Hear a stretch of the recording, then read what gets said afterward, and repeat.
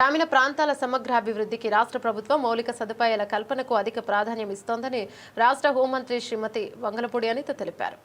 ప్రకాశం జిల్లా తంగుటూరు మండలం తూర్పు నాయుడుపాలెంలో పలు అభివృద్ధి కార్యక్రమాలు శంకుస్థాపనలు ప్రారంభోత్సవాలలో రాష్ట్ర సాంఘిక సంక్షేమ శాఖ మార్చిలు డోలాబాల వీరాంజనేయ స్వామి, విద్యుత్ శాఖ మార్చిలు గొట్టిపాటి రవికుమార్, పార్లమెంట్ సభ్యులు మాగుంట శ్రీనివాసులు రెడ్డి తదితర ప్రజాప్రతినిధులతో కలిసి పాల్గొన్నారు.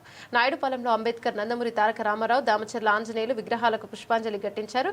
2 కోట్ల వ్యయంతో ఎస్సీ కాలనీలో సిమెంట్ రోడ్లు, డ్రైనేజీల నిర్మాణానికి శంకుస్థాపన చేశారు. 50 లక్షలతో జిల్లా పరిషత్ పాఠశాల ప్రహరీ కూడా ఆవిష్కరణ చేశారు. 4.5 కోట్లతో నిర్మించిన 33/11 kV విద్యుత్ ఉప కేంద్రాన్ని ప్రారంభించారు. ఈ సందర్భంగా మంత్రి అనిత మాట్లాడుతూ మౌలిక వసతుల నిర్మాణంపై ప్రభుత్వం ప్రత్యేక దృష్టి సారించిందని పేర్కొన్నారు. విద్యుత్ మంత్రి గొట్టిపాటి రవికుమార్ మాట్లాడుతూ ఉప కేంద్రం వల్ల తూర్పు నాయుడుపాలెం సహా 7 గ్రామాలకు నాణ్యమైన విద్యుత్ సరఫరా కలుగుతోందని తెలిపారు. కార్యక్రమంలో రాష్ట్ర maritime board chairman Damacharla Satyanarayana, రాష్ట్ర టూరిజం బోర్డు చైర్మన్ నూక్సాని బాలాజీ, ఎమ్మెల్యేలు దామచర్ల జనార్దన్ రావు, ముత్తుముల అశోక్ రెడ్డి, ఎంఎం కొండయ్య, ఇతర ప్రజాప్రతినిధులు, అధికారులు పాల్గొన్నారు. అనంతరం మర్లపాడు గ్రామంలో నందమూరి తారక రామారావు, దామచర్ల ఆంజనేయులు, పరిటాల రవీంద్ర విగ్రహాలను ఆవిష్కరించారు.